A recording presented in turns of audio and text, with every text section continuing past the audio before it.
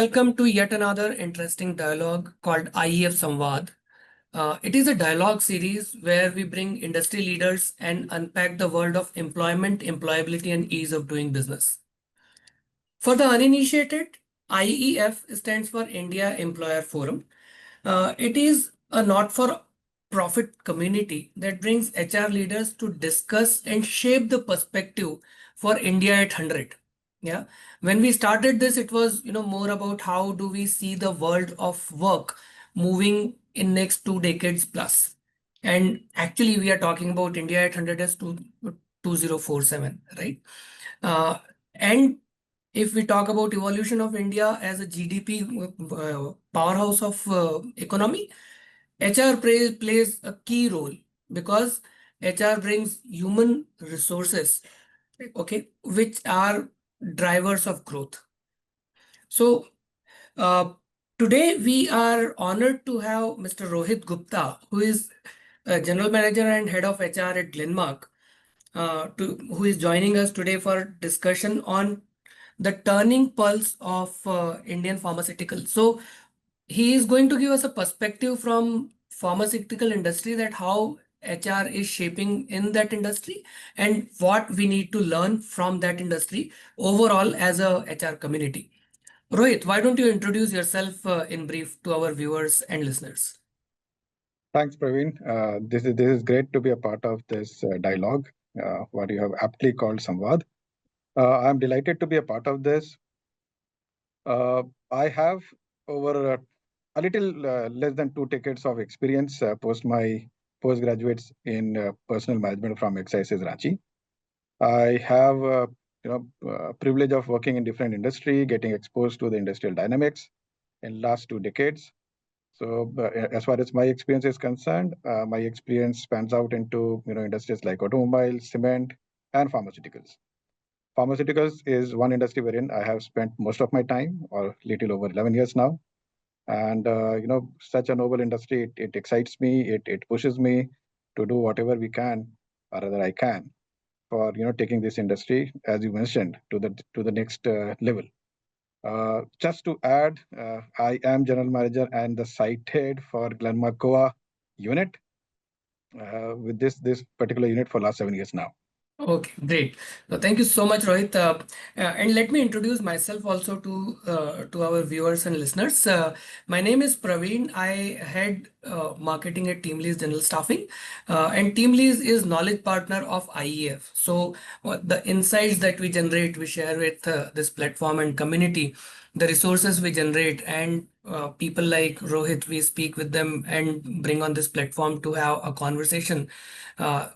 Wherein we learn how HR is shaping up not only the industry but also their own organizations and how it is impacting the overall the dynamics of Indian growth.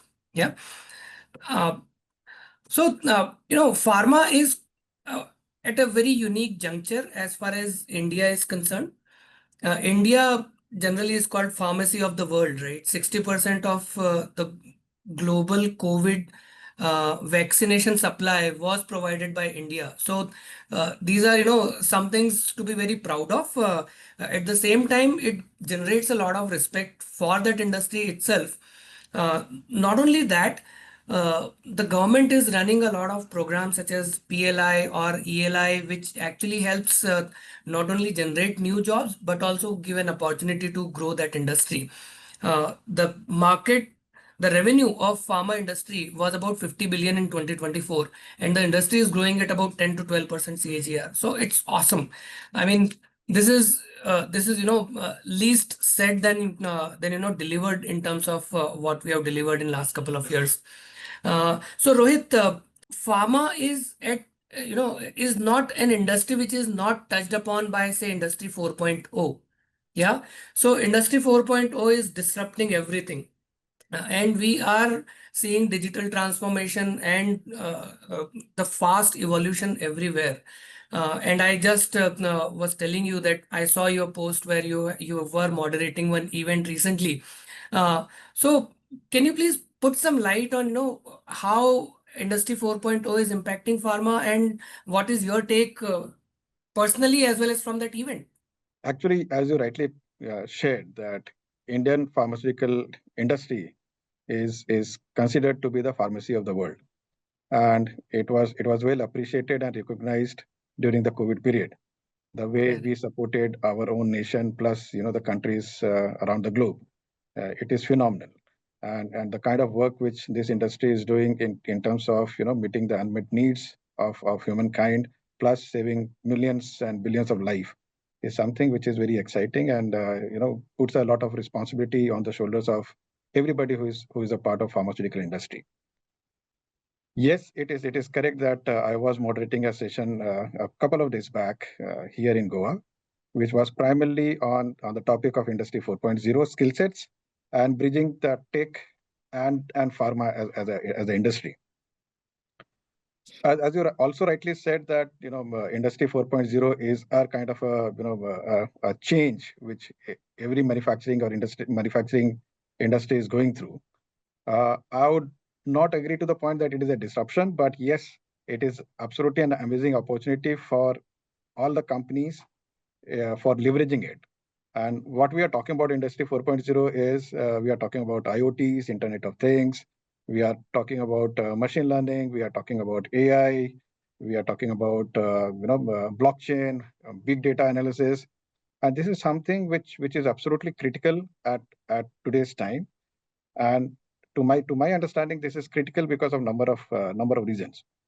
One and foremost, yes, while it is true that ability of medicine is there at a particular stage, but it can be better.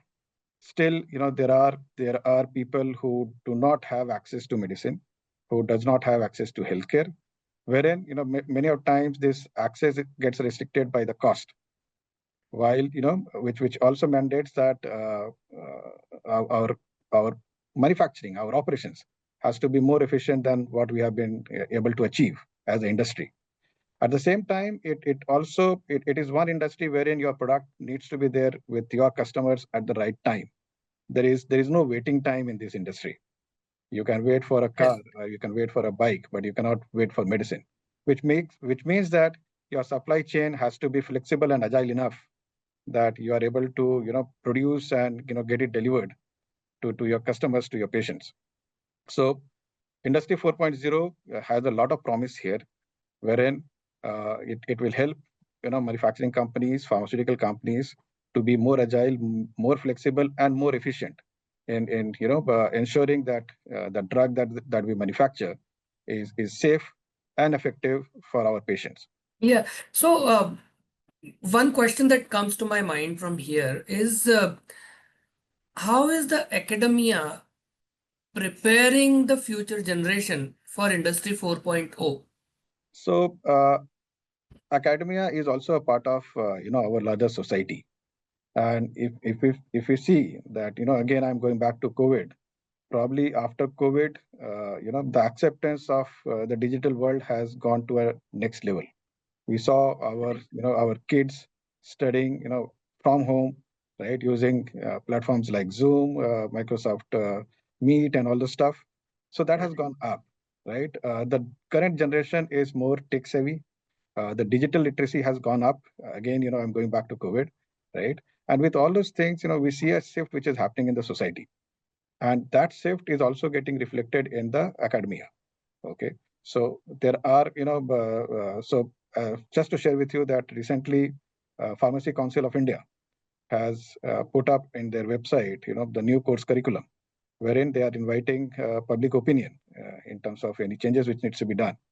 So they are also up in the arms and introducing new subjects, new topics. Plus, as you mentioned that a few days back I was a part of a panel discussion which was actually organized by one of the institute, and that Okay. is how they are also introducing this topic to their students. They are making them aware that this is what it is to differentiate themselves when they come into the job market. Secondly, there is a lot of association which is happening between the industry and the institute, be it through internship, right, through their the industry institute visits. wherein the industry is putting up to the students and the faculty that there are new ways of doing things, and these ways of doing things is going to stay. And a very important part of this is that the newness is every other day. So so the speed and the agility which is required in terms of learning the new technologies, getting yourself abreast is something which is required. I've also seen that in the society and in the academic, that there is a lot of impetus which has been given to go beyond what is prescribed, right? So there are a lot many courses which are available to the students, and to that extent to the employees, to learn this new age technology. So there is a level of awareness which is already there. There is a kind of a push and impetus which is given by the different organization for people associated with them to learn these new technologies. There is a motivation and there is a desire. So through this, I feel that there is a transition which is happening both at the academic world as well as in the industry for adopting this new age technology. Industry 4.0 for pharmaceutical would be interesting to the extent that this is a highly regulated industry. So Correct. whatever that happens in the pharma world has to be compliant from the regulatory framework which are available. The regulatory agencies are also updating themselves. They are also mindful of this change which is happening. They are encouraging public participation in introducing this new technology at our companies, at our factories. There are a lot of discussion papers which are there for people to comment, and this is how I foresee that industry 4.0 would be coming in. No doubt this would be more of a need rather than a choice, because as I've already said, that we need to be more cost effective, we need to be more efficient in our supply chain, and meet our requirement and need of our patients in terms of delivering safe and effective medicines. So, Rohit, you actually touched upon a very interesting aspect of academia keeping abreast with uh, the need of what industry is asking for. Is it across, across the board, or it is maybe just for, pharma education, or it is, across the board, be it medical because you are in pharmaceutical, be it engineering because, your plant required engineers also. So is it happening across, or it is just in pharma you're talking about? As far as my understanding goes, that this is something which is across the board. This is something which is has been accepted and realized by the complete spectrum of institutions that we have in our country, be it Wow. pharmacy colleges, be it engineering colleges, right, and be it elsewhere.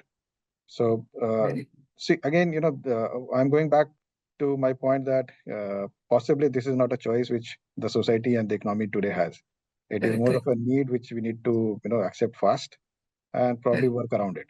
So that maybe so in during that panel discussion we had a point wherein it was getting discussed that maybe we may not have a full-fledged course on it, but there are a lot many certification courses which are available for students to take up. Mhm. So these certification courses are also going to be a big game changer for kind of transitioning from a digital literacy to probably industry 4.0 realities.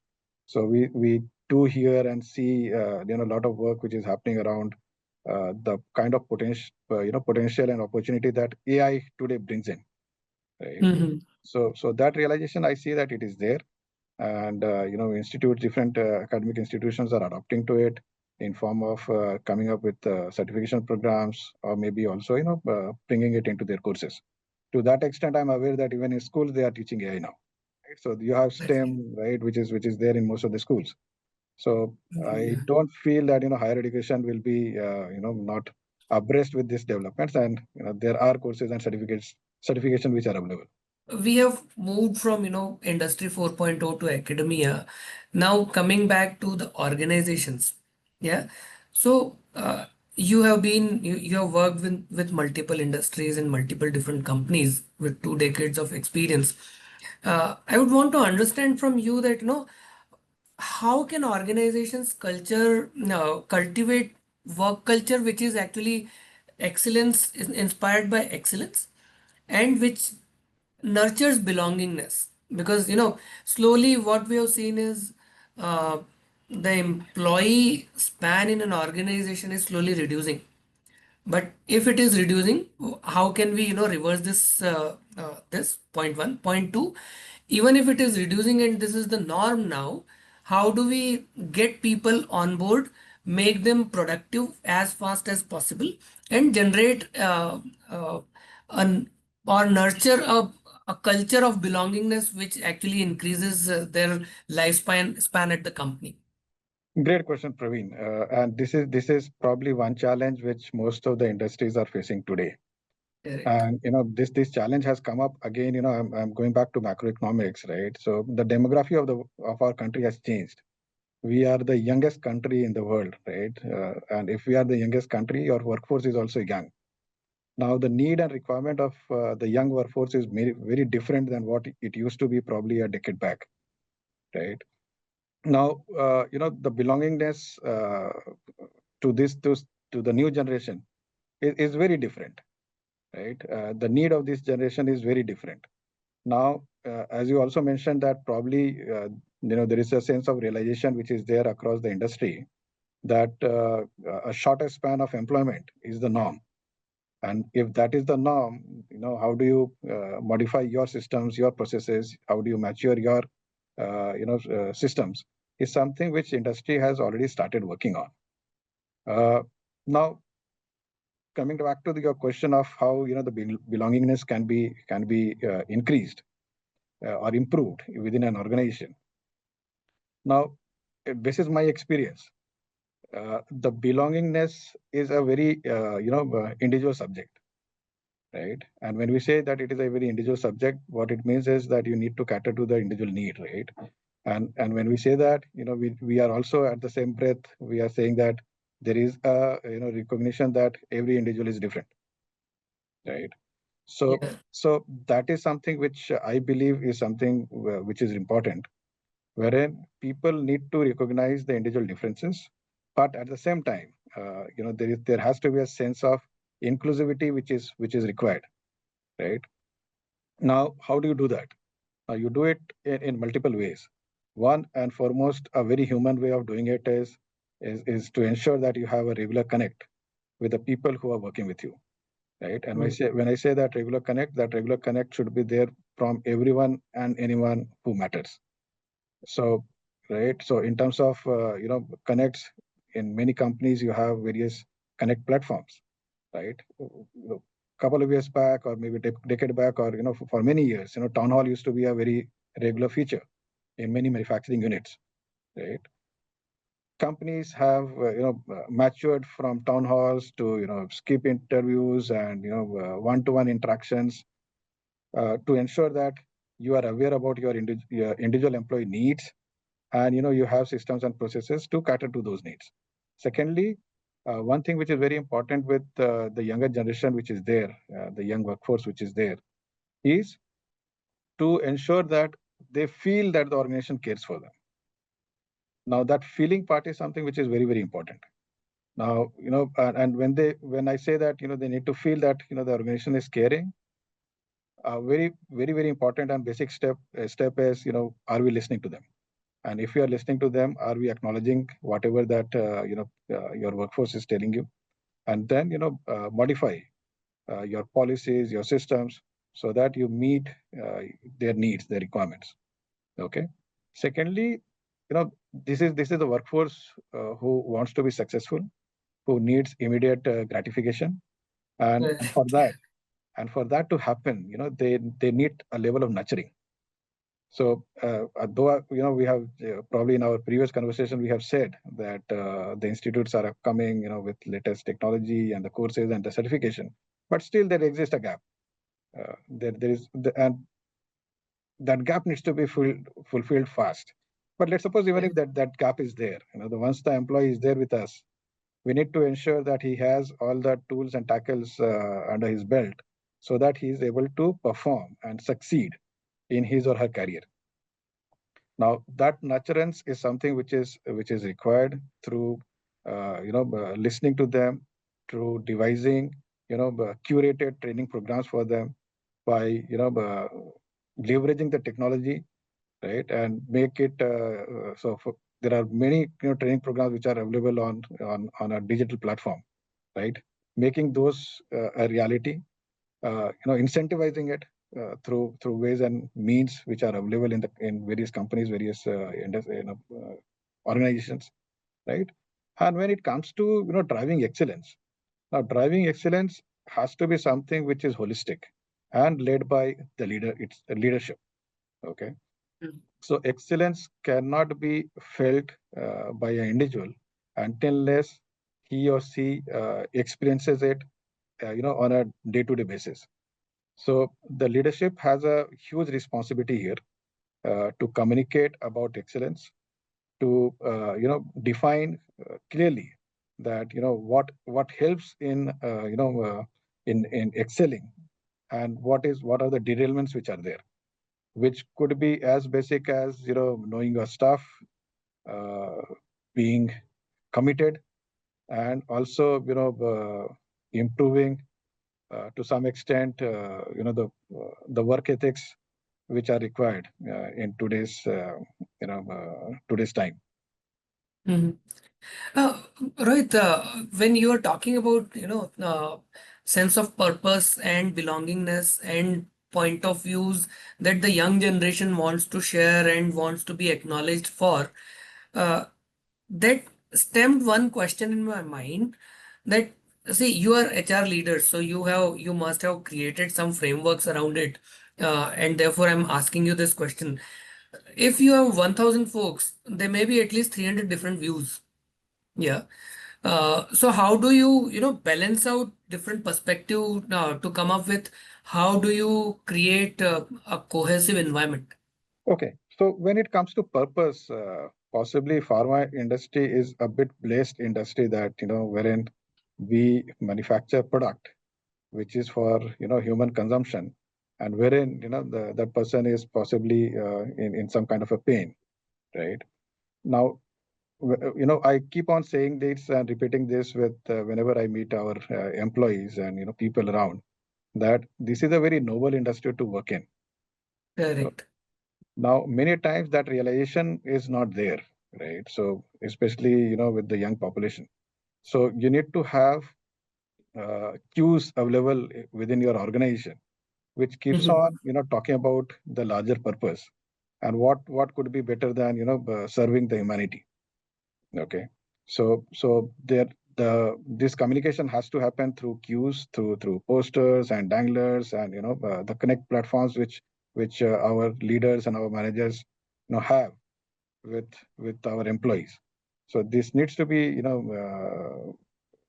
repeatedly told through multiple platforms. And it is a fact that pharma industry is a very noble industry to work in, and typically everybody and anybody wants to connect to a larger cause, like this. So to that extent, pharma industry, it is easier in my sense. For other industry, again, you need to have people who are aligned to the purpose of the organization. And Mhm. what I feel is, from a HR perspective, that this needs to be communicated. Many a times we assume that people will be able to relate to the larger purpose, which may or may not be true. So that communication piece is something which I feel is very, very important, and the consistency of that communication across the hierarchy is something which Yeah. is very, very important. Correct. Got it. So, Rohit, one very quick last question. I know we are running out of time. Uh, we talked about belongingness and inspiration as as leaders for the organization is one of the ways we are looking at. But there are times when people quit or move on to new jobs are predominantly their salaries, right? Recently, we released our jobs and salaries primer, in which this was completely based on primary research, talking to more than 1,000 industry experts and HR leaders regarding the kind of expected salary hikes.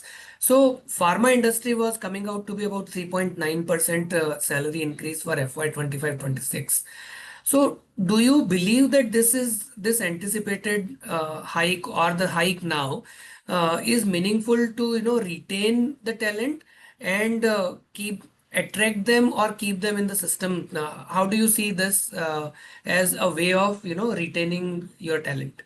And see, the point is that when we talk about talent attraction and talent retention, now Mhm. talent attraction has less to do with the kind of increment which is happening. Yes, to some extent, and broadly speaking, the internal parity plays a role here.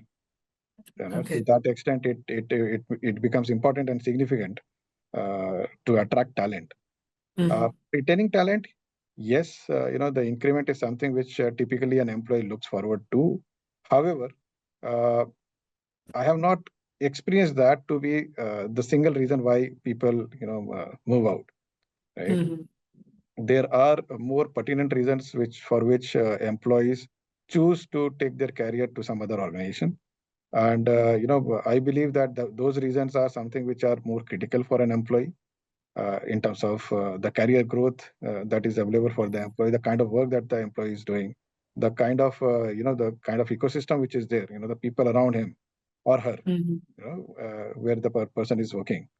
So from that perspective, 9.3%, though to my mind, it is a very healthy increment in a manufacturing setup, Mhm. right? Okay. Is a good increment which is there. But from a talent attraction and talent retention perspective, possibly the companies have to do many other things rather than getting concerned about the cost part of it. Got it, got it. So thank you so much, Rohit, for your point of view here. I just would want to, summarize that you're saying that not just salary, but there may be purpose, there may be culture, there may be peer network, there may be opportunities for growth. There are so many things that actually helps an individual make a decision. So completely agree with you on this point. Unfortunately, we are running out of time, Rohit. Otherwise, I would have loved taking this discussion to the next level. Uh, for sure, we are going to invite you for some other conversations. And I really enjoyed this conversation where we talked about Industry 4.0 and how academia is helping, uh, prepare the workforce for the future, as well as, what are the ways in which you are building culture for the organization. Thank you so much, Rohit, for joining us. A pleasure speaking with you.